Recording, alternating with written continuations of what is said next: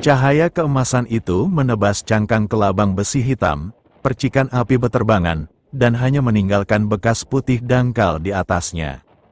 Sangat sulit. Chen Ping diam-diam terkejut, lalu mengubah strateginya, menyuntikkan energi jahat ke dalam pedang. Sangat sulit. Humazi juga terkejut ketika melihat ini, lalu berkata dengan iri, jika halku bisa sesulit ini juga. Brengsek. Chen Ping melotot ke arah Humazi. Mo Chen tidak mengerti apa yang dikatakan Humazi, dan menebas kelabang besi hitam itu dengan pedangnya. Cahaya pedang hitam pekat itu jatuh dan dengan mudah memotong cangkang kelabang besi hitam. Racun hijau menyembur keluar, tetapi terhalang dari luar oleh penghalang energi jahat. Perut mereka adalah titik lemah mereka. Suara Mo Chen terdengar dari atas kepalanya, sudah terbang ke udara dengan pedangnya. Pedang panjang itu berubah menjadi bayangan pedang di langit, dan ia secara khusus mengincar perut lunak kelabang besi hitam itu. Humazi mengeluarkan botol porselen dan menuangkan lusinan pil kuning. Pil itu meledak saat jatuh ke tanah, berubah menjadi asap kuning. Ketika kelabang besi hitam menyentuh asap, tubuhnya segera meleleh dan mengeluarkan suara mendesis tajam. Ini adalah pil pembubar mayat, yang paling ampuh melawan serangga beracun. Teriak Humazi dengan bangga. Chen Ping tidak menyangka Humazi memiliki benda sebagus itu di tangannya. Chen Ping merasa dia tidak boleh tertinggal, jadi dia hanya memadatkan roh jahatnya menjadi puluhan garis hitam, yang menyerbu ke arah gua di tebing seperti ular roh. Saat garis hitam memasuki gua, terdengar suara mendesis sebentar-sebentar dan terputus-putus dari dalam, yang segera terdiam.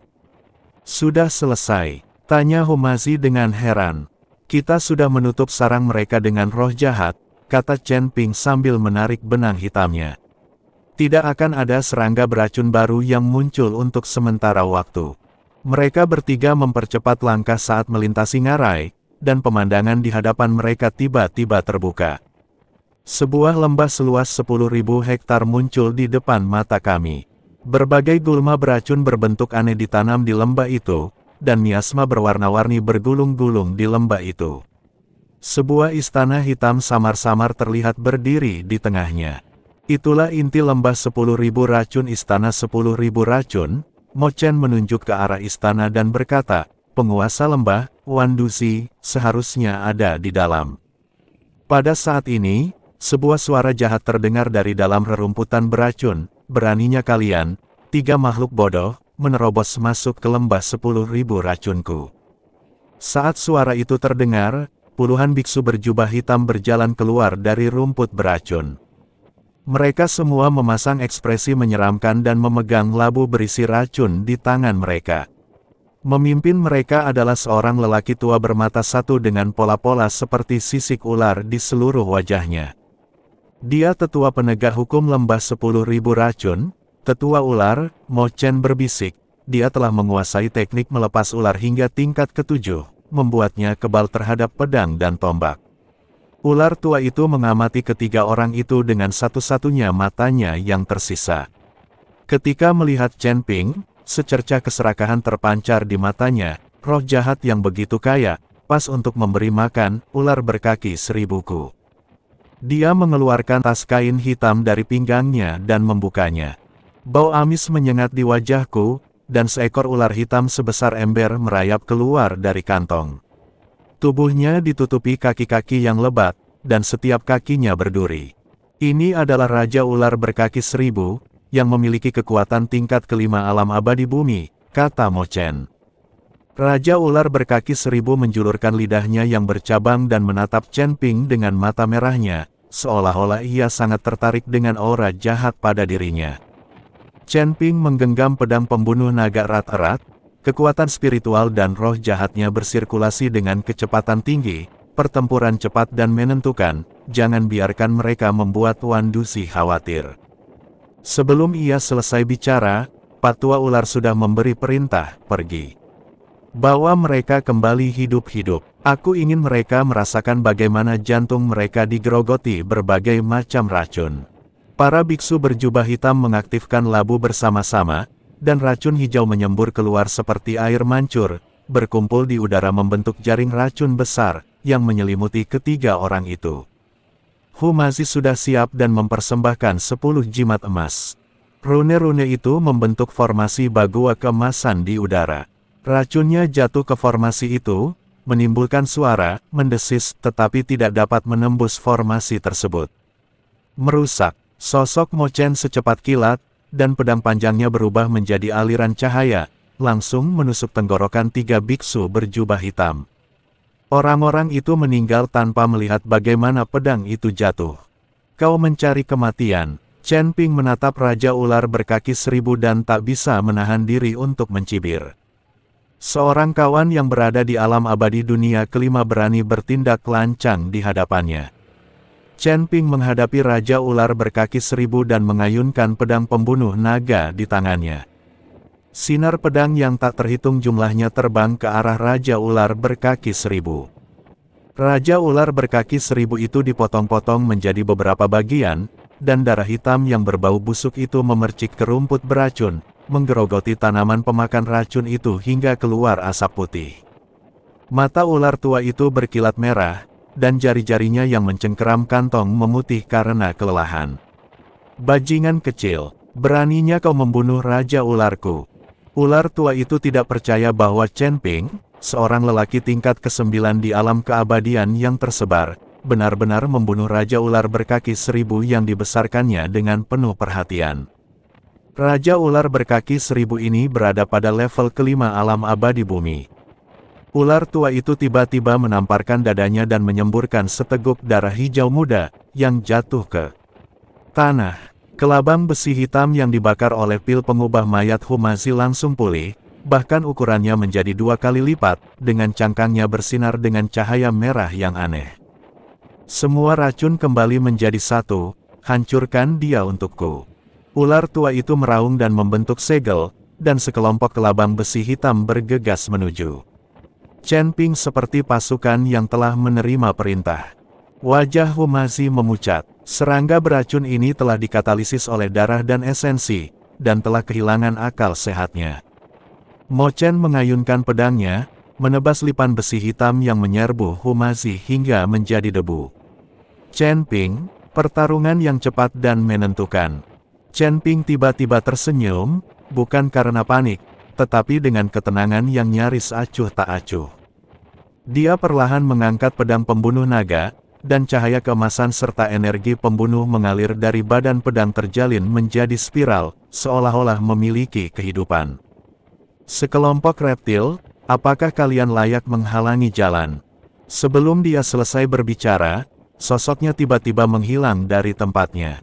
Detik berikutnya, bola hujan cahaya keemasan dan hitam meledak dari kelompok kelabang besi hitam. Itu bukan cahaya pedang, tetapi medan niat pedang yang diaktifkan Chen Ping dengan kekuatan spiritual tingkat 9 dari alam abadi yang tersebar. Dia benar-benar menggabungkan domain pedang yang dipahaminya dari makam pedang dengan roh jahat, membentuk medan pembunuhan mini. Saat hujan ringan berlalu, cangkang keras kelabang besi hitam hancur seperti kertas, dan cairan hijau yang bercampur dengan roh jahat hitam dimusnahkan sepenuhnya oleh kekuatan domain pedang. Bagaimana mungkin? Pupil ular tua itu tiba-tiba mengecil, lah bisa merasakan napas kehidupan kelabang besi hitam itu menghilang dengan kecepatan yang mengerikan, seolah-olah ditelan oleh lubang hitam tak kasat mata. Ketika kelabang besi hitam terakhir berubah menjadi abu dalam hujan cahaya, sosok Chen Ping telah muncul di depan si tua ular, hanya berjarak 3 kaki. Tepat saat ular tua itu hendak mengaktifkan kemampuan racunnya, ia mendapati tubuhnya tidak bisa bergerak. Energi jahat di sekitar Chen Ping telah berubah menjadi rantai tak terlihat, mengunci meridiannya dengan erat. Kau juga hadir saat keluarga Hu dikepung dan ditindas, kan? Suara Chen Ping lembut, tapi seperti paku es yang menusuk gendang telinga si tua ular. Ekspresi ular tua berubah drastis, bagaimana kau tahu? Sudah kuduga. Pergelangan tangan Chen Ping sedikit gemetar, dan pedang pembunuh naga membentuk lengkungan dingin di bawah sinar matahari. Aku sudah memberimu kesepakatan dengan menahanmu di sini sampai sekarang. Tidak, akulah tetua penegak hukum lembah 10.000 racun. Jika kau membunuhku, Tuan Lembah tidak akan membiarkanmu pergi. Teriakan itu berhenti tiba-tiba. Pedang itu berkelebat dan kepala itu melayang. Kepala ular tua itu melengkung di udara, dan masih ada ketidakpercayaan dan ketakutan di mata tunggalnya. Darah yang menyembur dari lehernya dibakar menjadi asap hijau oleh roh jahat di sekitar Chen Ping begitu bersentuhan dengan udara. Para biksu berjubah hitam yang tersisa sangat ketakutan saat melihat ini sehingga mereka berbalik dan mencoba melarikan diri. Tidak seorang pun bisa pergi. Mata Humazi merah padam, lalu mengeluarkan 3 jimat kuning dan menggumamkan sesuatu. Jimat-jimat itu berubah menjadi 3 naga api, mengejar desertir itu seolah-olah memiliki mata. Mo Chen mengayunkan pedangnya menembus rerumputan beracun. Setiap kali pedang itu bergetar, seorang biksu berjubah hitam akan jatuh tersungkur, memegangi tenggorokannya. Tidak ada jejak darah di pedang itu, karena energi pedangnya telah menghancurkan racun dan vitalitasnya. Chen Ping tidak ikut serta dalam pengejaran, berdiri di depan mayat ular tua yang tanpa kepala, memadatkan seberkas energi jahat murni di ujung jarinya, dan menyelidiki dantian lawannya. Setelah beberapa saat, dia menarik kembali jarinya, cahaya keemasan samar bersinar di ujung jarinya, ketemu. Itulah pesona spiritual unik keluarga Hu, jelas ditinggalkan oleh harta karun yang pernah dijarah si ular tua di masa lalu. Tuan Hu, tampaknya sebagian besar relik Anda ada di aula 10.000 racun. Mendengar ini, tangan Humazi yang memegang jimat sedikit gemetar, barang-barang leluhurku, aku harus mengambilnya kembali. Mereka bertiga berjalan melewati mayat-mayat di tanah dan menuju ke aula 10.000 racun. Racun yang berceceran di sepanjang jalan otomatis menyingkir saat menghadapi roh jahat Chen Ping. Serangga-serangga beracun yang tadinya bersembunyi di kegelapan pun jadi takut dan bersembunyi di dalam lumpur, tak berani menampakkan kepala. Gerbang aula 10.000 racun terbuat dari tengkorak binatang raksasa, dengan kulit manusia kering tergantung di taringnya. Di kedua sisi gerbang istana berdiri 8 pengawal bersisik. Kulit mereka berwarna ungu biru yang aneh, dan mereka memegang tombak bertatahkan kristal racun di tangan mereka. Berhenti, teriak penjaga terdepan, mengarahkan tombaknya langsung ke Chen Ping. Siapapun yang masuk tanpa izin ke istana 10.000 racun akan mati. Chen Ping terlalu malas untuk bicara omong kosong dan mengayunkan pedang pembunuh naga dengan santai. Sinar pedang emas dan hitam sepanjang sekitar 10 kaki menerobos udara, tidak hanya membelah 8 penjaga menjadi 2 beserta tombak mereka, tetapi juga menghantam pintu aula tengkorak. Retakan, pintu tulang hewan yang keras itu hancur seperti keramik, memperlihatkan aula suram di dalamnya. Aula itu dipenuhi kabut beracun yang 10 kali lebih tebal daripada kabut di luar. Di panggung tinggi di tengah, duduk seorang lelaki tua berjubah hijau. Di dalam kuali perunggu di hadapan lelaki tua itu, cairan hijau tua mendidih mengeluarkan bau yang menjijikkan. Itu adalah penguasa lembah Wandu, Wanduzi. Wanduzi perlahan mengangkat kepalanya. Wajahnya tampak seperti anyaman tanaman merambat beracun, dengan pembuluh darah hijau muda melilit permukaan kulitnya. Matanya berwarna hijau tua murni, tanpa pupil yang terlihat. Apakah ular itu mati karena usia tua? Suaranya seperti 2 potong kayu lapuk yang saling bergesekan. Kau memang punya keahlian. Pantas saja kau berani memasuki lembah 10.000 racunku. Chen Ping melangkah masuk ke aula, roh jahatnya membentuk penghalang tak terlihat di sekelilingnya, mengisolasi kabut beracun agar tidak masuk. Ratusan tahun yang lalu, keluarga Hu dimusnahkan, dan kau adalah salah satu dalangnya. Itu bukan pertanyaan, itu pernyataan. Wanduzi tertawa aneh, tawanya terdengar seperti tetesan lendir yang membuat gigi ngilu. Memang, kebal terhadap segala racun, milik Pak Tua Hu itu memang bahan yang bagus untuk memurnikan racun. Sayang sekali dia sendiri yang meledakkannya. Kalau tidak, aku pasti sudah menembus alam abadi duniawi dan mencapai alam yang lebih tinggi sejak lama. Mendengar ini, Humazi sangat marah hingga seluruh tubuhnya gemetar dan hampir menghancurkan jimat di tangannya, binatang buas. Aku akan membunuhmu. Apa terburu-buru? Wan Duzi menjilat bibirnya, lidahnya yang hijau tua bercabang seperti ular. Saat aku memumikan kalian bertiga menjadi pil racun, itu akan dianggap menebus penyesalan masa lalu. Terutama kau, matanya tertuju pada Chen Ping. Kau memiliki roh jahat di dalam dirimu tetapi tidak terkikis olehnya. Kau sempurna untuk memurnikan pil racun yin yang. Omong kosongmu terlalu banyak. Sosok Chen Ping melesat, dan pedang pembunuh naga menusuk wajah Wan Duzi dengan suara menembus udara. Wan Duzi tidak menghindar atau menghindar, tetapi hanya mengangkat tangannya dan menunjuk ke tripod perunggu.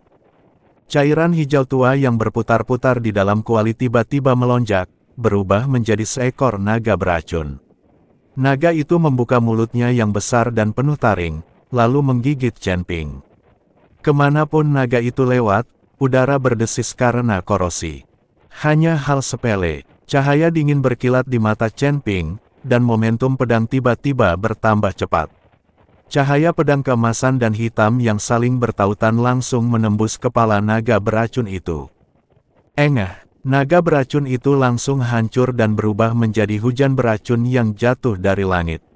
Namun sebelum cairan beracun ini bisa mencapai jarak 3 kaki dari Chen Ping, cairan itu dibakar habis oleh roh jahat. Hah! Secercah kejutan terpancar di mata Wan Duzi, roh jahatmu benar-benar bisa menahan Wan Duku. Menarik sekali,